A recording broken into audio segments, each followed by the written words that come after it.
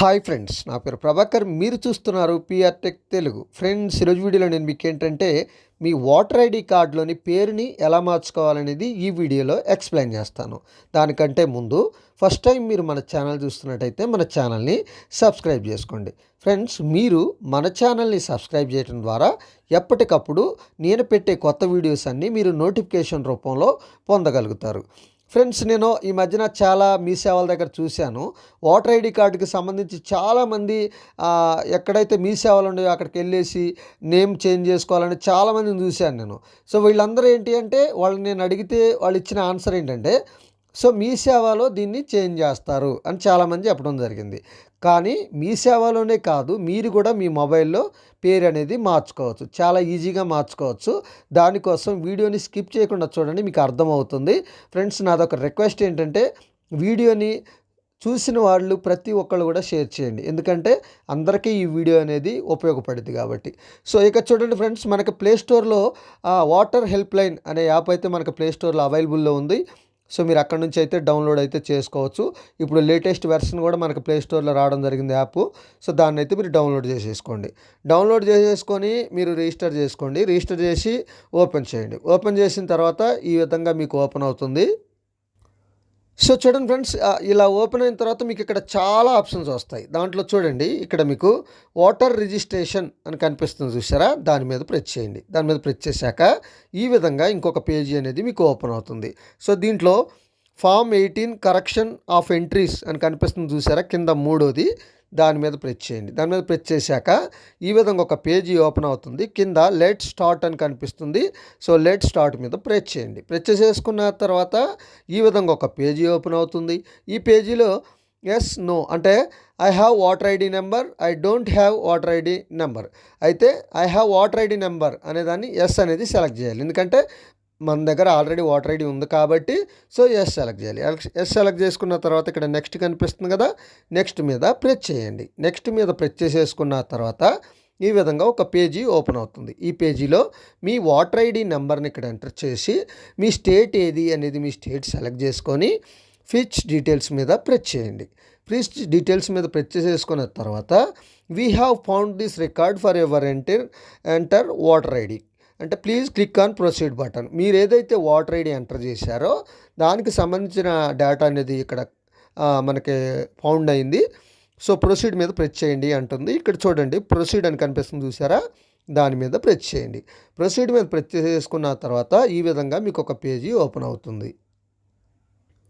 So చూడండి friends, ఈ విధంగా ఒక పేజీ ఓపెన్ అవుతుంది. ఇక్కడ మీ డీటెయిల్స్ అన్నీ చూపిస్తాయి. ఇవన్నీ ఒకసారి చూసుకొని నెక్స్ట్ మీద ప్రెస్ చేయండి. నెక్స్ట్ మీద ప్రెస్ చేసేసుకున్న వెంటనే ఈ విధంగా ఒక పేజీ అయితే ఓపెన్ అవుతుంది. సో ఇక్కడ మీకు ఇదివరకు ఉన్న పేరు వస్తుంది. సో ఇక్కడ తెలుగులో వస్తుంది. ఆల్రెడీ మీకు ఏదైతే ఇదివరకు పేరు ఉందో ఓటర్ ఐడీలో అవి ఇక్కడ చూపిస్తాయి. సో ఇది చూసుకొని కొంచెం పైకి స్క్రోల్ చేయండి. పైకి స్క్రోల్ చేశాక ఇక్కడ మొబైల్ నెంబర్ ఎంటర్ చేయమని అడుగుతుంది. ఈ మొబైల్ నెంబర్ ఎంటర్ చేయండి. సో తర్వాత ఈమెయిల్ ఐడి ఉంటే ఎంటర్ చేయండి, లేకపోతే లేదు, నో ప్రాబ్లం. ఈ మొబైల్ నెంబర్ అనేది ఎంటర్ చేసేసుకొని నెక్స్ట్ మీద ప్రెస్ చేయండి. నెక్స్ట్ మీద ప్రెస్ చేసేసుకున్న తర్వాత ఈ విధంగా ఒక పేజీ అయితే మీకు ఓపెన్ అవుతుంది. ఈ పేజీలో మనకి 4 ఆప్షన్స్ వస్తాయి.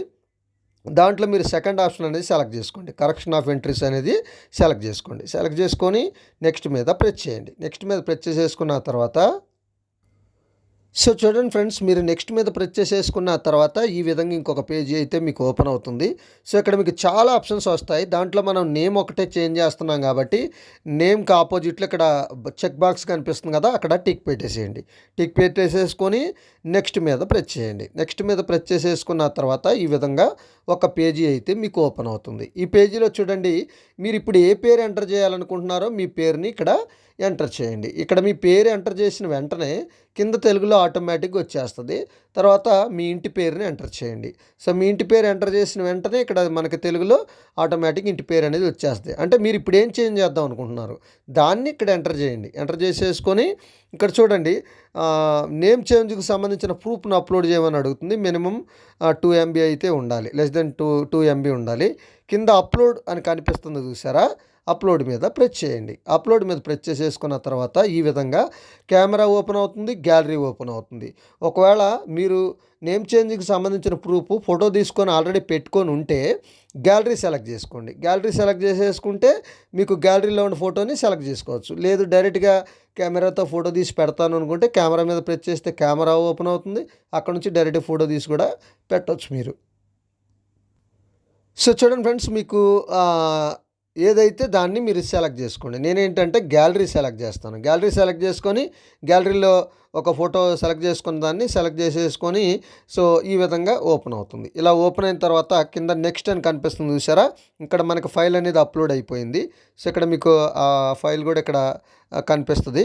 సో ఫైల్ అప్లోడ్ అయిపోయింది. కింద నెక్స్ట్ కనిపిస్తుంది కదా, నెక్స్ట్ మీద ప్రెస్ చేయండి. నెక్స్ట్ మీద ప్రెస్ చేసేసుకున్న తర్వాత ఈ విధంగా ఒక పేజీ ఓపెన్ అవుతుంది. సో దీంట్లో మీ అప్లికెంట్ నేమ్ అంటే మీ పేరు అనేది ఆటోమేటిక్గా వచ్చేస్తుంది. So me place of applicant అంటే మీ అప్లై చేసుకున్న వాళ్ళ ఊరు ఏది అనేదాన్ని ఊరు పేరు అనేది ఇక్కడ ఎంటర్ చేసుకోండి. ఎంటర్ చేసేసుకొని డన్ మీద ప్రెస్ చేయండి. డన్ మీద ప్రెస్ చేసేసుకున్న తర్వాత మీకు ఇంకొక పేజీ అనేది ఇలా ఓపెన్ అవుతుంది. ఈ పేజీలో చూడండి, మీకు దీనికి సంబంధించిన డీటెయిల్స్ అన్నీ ఇక్కడ వస్తాయి అన్నట్టు. సో మీరు ఆల్రెడీ ఇదివరకు మనకున్న పేరేంటి అనేది ఇక్కడ చూపిస్తుంది. డిస్టిక్ కానీ ఇవన్నీ వచ్చిన తర్వాత ఆల్రెడీ మనకున్న పేరేంటి అనేది ఇక్కడ చూపిస్తుంది అన్నట్టు. మీ సీరియల్ నెంబర్ అన్నీ చూపిస్తాయి. సో కొంచెం మీరు పైకి స్క్రోల్ చేస్తే దానికి సంబంధించిన ఇప్పుడు మార్చిన పేరేంటి అనేది కూడా ఇక్కడ మీకు చూపిస్తుంది అన్నట్టు. సో ఇవన్నీ ఒకటికి 2 సార్లు మీరు చూసుకోండి. చూసుకున్న తర్వాతనే కన్ఫర్మ్ మీద ప్రెస్ చేయండి. సో చూడకుండా మీరు కన్ఫర్మ్ మీద ప్రెస్ చేస్తే ఏమవుతుందంటే అప్లికేషన్ అనేది సబ్మిట్ అవుతుంది. సో మళ్ళీ రెండోసారి అప్లై చేయడానికి అవకాశం ఉండదు. ఎందుకంటే ఒకసారి సబ్మిట్ అయితే అది రిజెక్ట్ అయితేనే మళ్ళీ అప్లై చేయడానికి ఉంటుంది. రిజెక్ట్ అవ్వాలి లేదా అప్రూవల్ అవ్వాలి. సో అయిన తర్వాతే మళ్ళీ ఆ ఓటర్ ఐడి మీద ఇంకొక అప్లికేషన్ అనేది అంటే ఇంకొక ఫామ్ అనేది సబ్మిట్ చేయడానికి ఉంటుంది అన్నట్టు.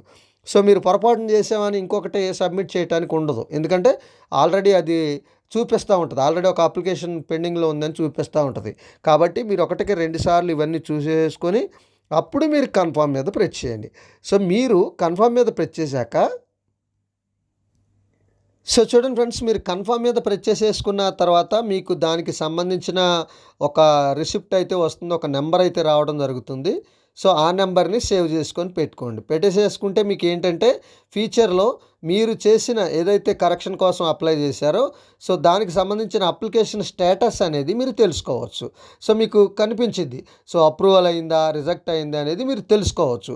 సో దాని ద్వారా ఇంకోటి ఏంటంటే ఆ నంబర్ మీ దగ్గర ఉంటే సో డైరెక్ట్గా దాని నుంచే మీరు ఓటర్ ఐడి కార్డ్ అనేది కూడా డౌన్లోడ్ చేసేసుకోవచ్చు అన్నట్టు. సో ఇది ఒక మంచి ఆప్షన్ అని చెప్పుకోవచ్చు. సో ఒకవేళ మీకు ఓటర్ ఐడి కార్డుకి సంబంధించి ఈ నేమ్ చేంజే కాదు ఫ్రెండ్స్, ఓటర్ ఐడికి సంబంధించి మీకు ఏ ప్రాబ్లం ఉన్నా కమెంట్ సెక్షన్లో కమెంట్ చేయండి. అన్నిటి గురించి ఖచ్చితంగా నేను నా ఛానల్లో వీడియోస్ అయితే అప్లోడ్ చేస్తాను. సో ఇది ఫ్రెండ్స్, ఈ వీడియో కనుక మీకు నచ్చితే లైక్ చేయండి, షేర్ చేయండి, కింద కామెంట్లో రాయండి. Thank you.